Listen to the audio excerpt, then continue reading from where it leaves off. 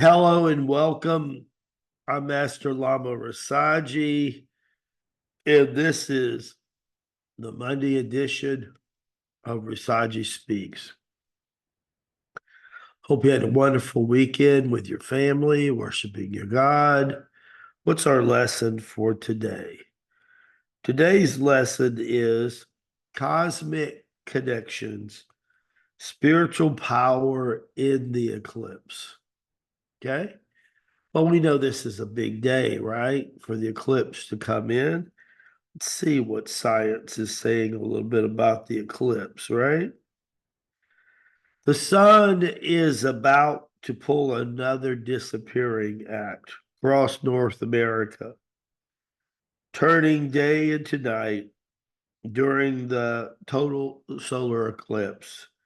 The peak spectacle on today will last about 4 minutes and a half into the path of total darkness, twice as long as the total eclipse in 2017. Next one won't happen until 2044. Eclipses generally include solar eclipses, are often seen times like letting go of old patterns, beliefs, and aspects of life that no longer serve the highest good. The significance is inspiring artists and musicians. Eclipse have driven numerous scientific discoveries.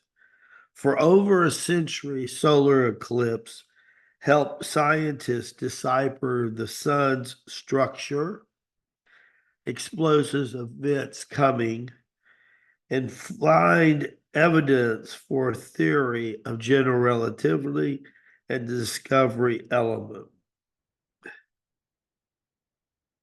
So, how rare is it? As we said, about 20 years before the next one.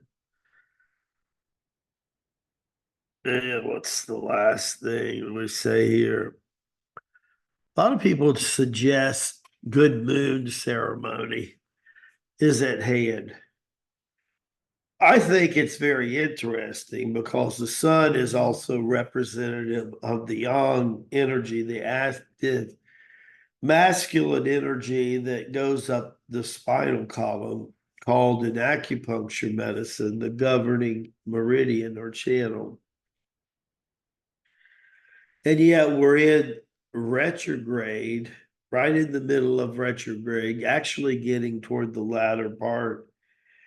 And we're having this strong yin pull, which is the conceptual meridian, the descending chi.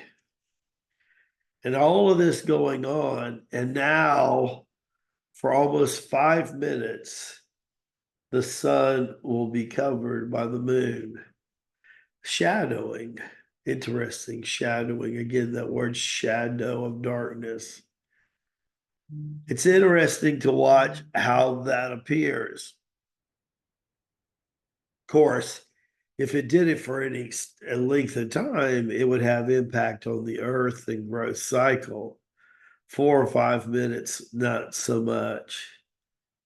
You know, there was a great meteor that hit the earth about 65 million years ago, which actually began to be the end of the dinosaurs because everything was devastated, taken out for a period of time. And there is a meteor right now that they're watching that they'll be able to see toward the latter part of this year. And they've been watching this meteor for about 150,000 years, goes all the way back to the late 18th century. Later in this week on Live with Rasaji Friday, we will speak to the signs of the times that Jesus talked about. So don't fret much. Do a few more figure eights. Go for a walk, descending slow. If you have a chance to see it, make sure you get your eyes protected. You don't want to look up there directly with the naked eye during this time. I know a lot of people into sun meditation and stuff like that, but even that, you got to know really what you're doing. Always better descending sun as opposed to the rising sun. Never want to look at the sun during high noon. It's too intense for the eyes. You want to sneak up on it. In city yoga, they refer to the five fires.